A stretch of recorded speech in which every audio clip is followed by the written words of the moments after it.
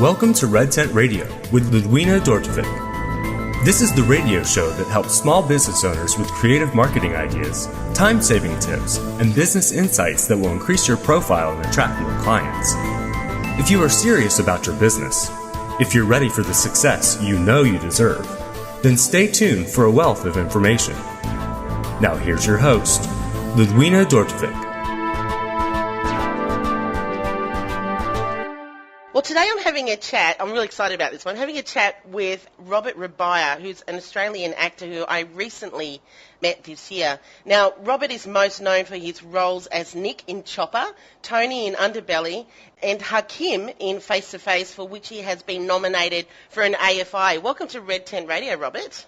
Thanks, Ludwina. Great to speak to you again. Yeah, last time that I interviewed you was at one of the premieres of Face to Face in Melbourne, for which that film has now won over 30 international film awards. Is that right?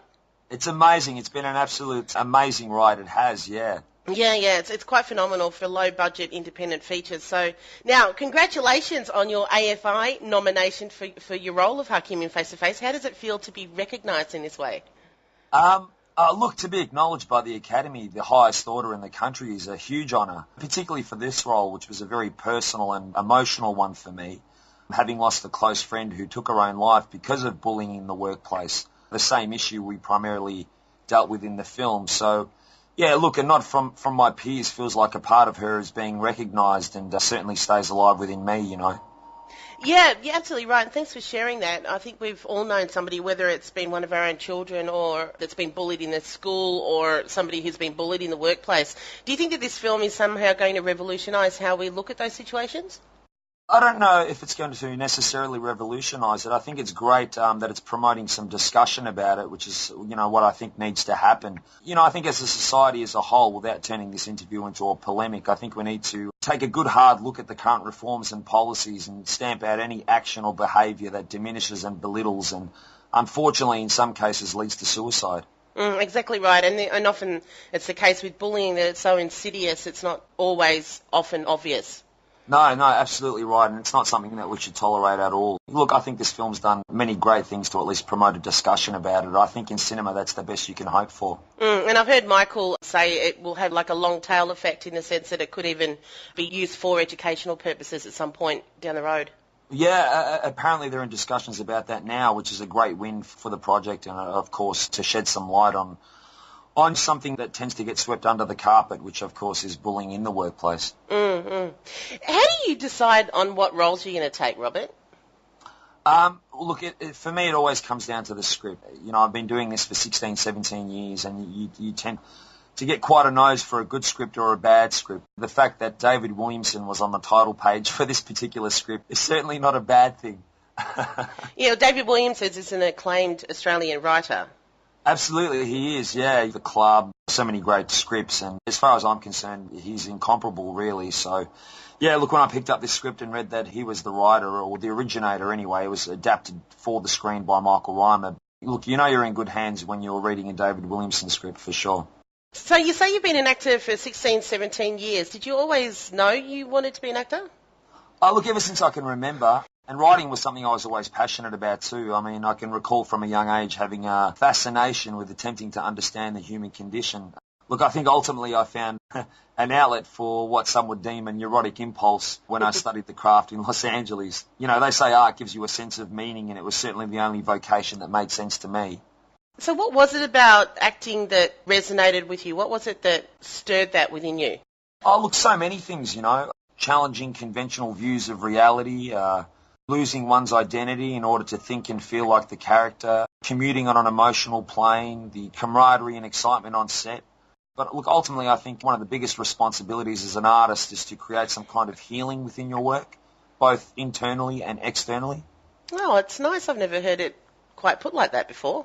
It's certainly how I feel about it anyway. And I can certainly see that in your role with Hakim as well. So let's talk about acting as a form of self-employment, because majority of the people who are listening to this are self-employed, have their own business, small or home-based, or artists, as you are.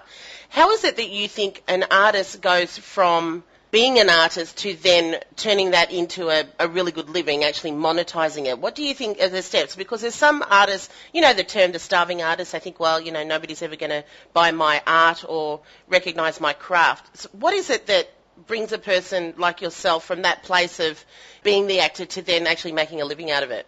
You're talking about the business side of things? Yeah.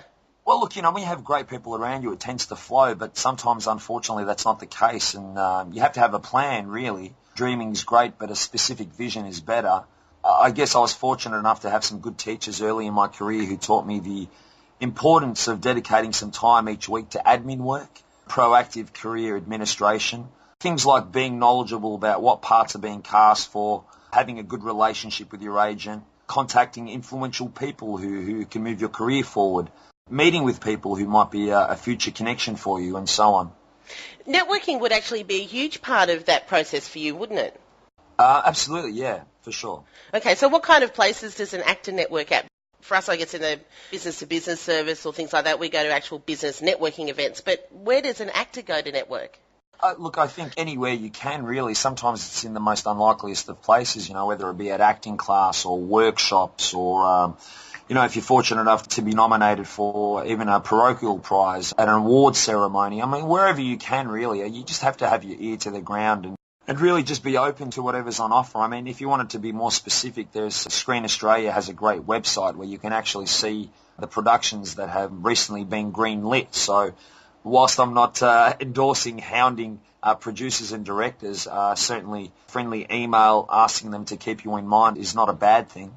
Now, you mentioned before about being proactive. I think that's an important key for regardless of what industry that you're in, because I truly believe it's the people who put themselves in front of the influencers, the people that can make the decisions about your career. I think that's a really vital component to have. What do you think? Absolutely. Look, I think there are plenty of bad actors out there pounding the pavement and wasting the opportunities they generate, while too many good actors who simply don't know how to get a job or to at least take some action to make it more likely. Yeah, look, I agree with you, Ludwina. I think the marketing aspect of oneself and their talent in order to get work is part of the canvas. So it's certainly something I subscribe to. And I think you just got to sort of get over yourself sometimes too with that, don't you? I mean, you really do have to put yourself out there. It's not just having the privilege of being able to do what you love. It's also being able to sell yourself.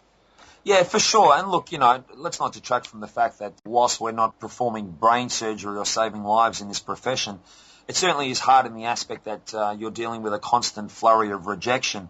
But as you said, you do need to get over that and just focus on the work, because that's what it's about. Yeah, just put yourself out there, and as long as you're passionate about it and having fun, that's what matters. So how do you feel personally about self-promotion? Is that something that you like or dislike?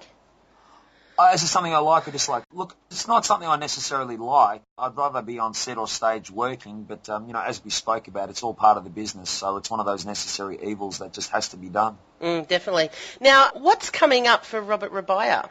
Look, I'm reading a few scripts at the moment and a few more over the holidays, but there hasn't really been anything that's jumped out at me yet and cast a spell. I had some good news today. I just received my US working visa just an hour before we were scheduled to speak, so that's exciting, and that's something I'd certainly like to explore in the future. But look, I'm just looking forward to 2012 and seeing where that takes me. Congratulations on the US visa. I know that they're not that easy to get. No, it was a 6-month process, and yeah, it's certainly one of those things that you have to be passionate about. But look, it's just great that I got the tick, I guess, and as I said, I'd prefer to stay in Australia and work, but it's always nice to have. Definitely. Well, how can people find out more about you? Is there anywhere that they can go? If you type in my name into Google, there's quite a few sites that'll direct you to some information. You can also contact my agent, Select. Speak to Mari and Joe. Apart from that, I'm around. You are. You're not that hard to find, Robert. Well, thank you so much for joining us today. I really do appreciate it. Thanks again, Ludwina, and have a safe and Merry Christmas. You too. Bye for now. Bye now. You have just experienced another episode of Red Tent Radio. To find out more or to subscribe to the podcast, visit our website at www.redtentradio.com.